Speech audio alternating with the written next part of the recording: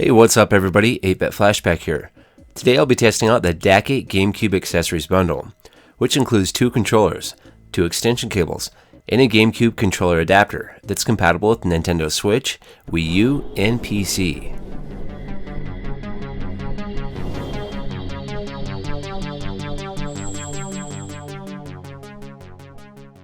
These are available on Amazon for right around $39, and the link will be down below in the description if you're interested.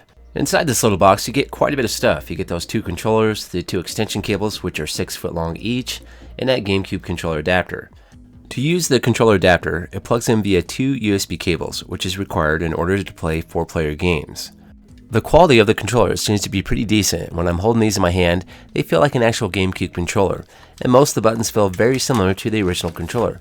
The only button that does feel a little bit different though would be the Z button on the top. When you push that, it has a loud clicking sound, which you would not find on the original GameCube controllers. So that is a little bit different, but other than that, everything seems very similar.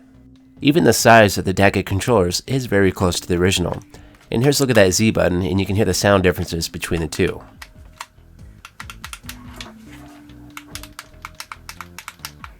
Now I would like to point out, even though it has that clicking sound, it still seems to function just fine. I don't have any issues when trying to use that button. Now let's go ahead and test this on the Nintendo Switch, and it's very easy to use. Just plug in those 2 USB cables to the USB ports on the Nintendo Switch dock. Then I'm going to plug in my controllers. I'll be testing 2 of the DACCKIT controllers, an original GameCube controller, and some aftermarket controllers.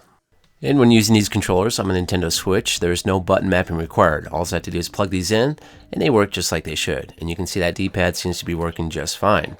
The game I'm going to be testing out is Brawl, and this is a game that does not support the D-pad. But if you have a game that does support it, it'll work just fine. And I did go ahead and play with all the buttons to see how good the responsiveness was, and all the buttons seem to respond well. When I push that button, everything reacts just like it should. Now let's go ahead and test out 4-player mode. And this is the second DACCKIT controller. If I push left and right, it'll sync up. So it seems to be working. Now we'll try the official GameCube controller. That syncs up no problem. And now we'll try an aftermarket controller. And this controller is not working. I'm not sure what the issue is, but it is a pretty crappy controller. Now we'll try out a Nico controller. And it's working just fine. And we'll try one more controller here.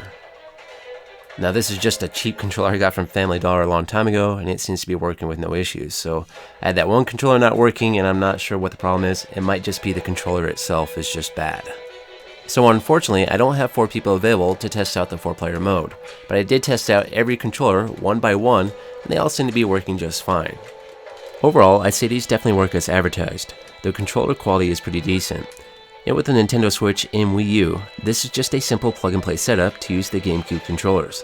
On the PC, more than likely button mapping will be required, but that's not a big deal. Another nice feature is the 6-foot extension cables. When plugged in with the controllers, which have a 5-foot cable, you get 11 feet of gaming freedom from your console.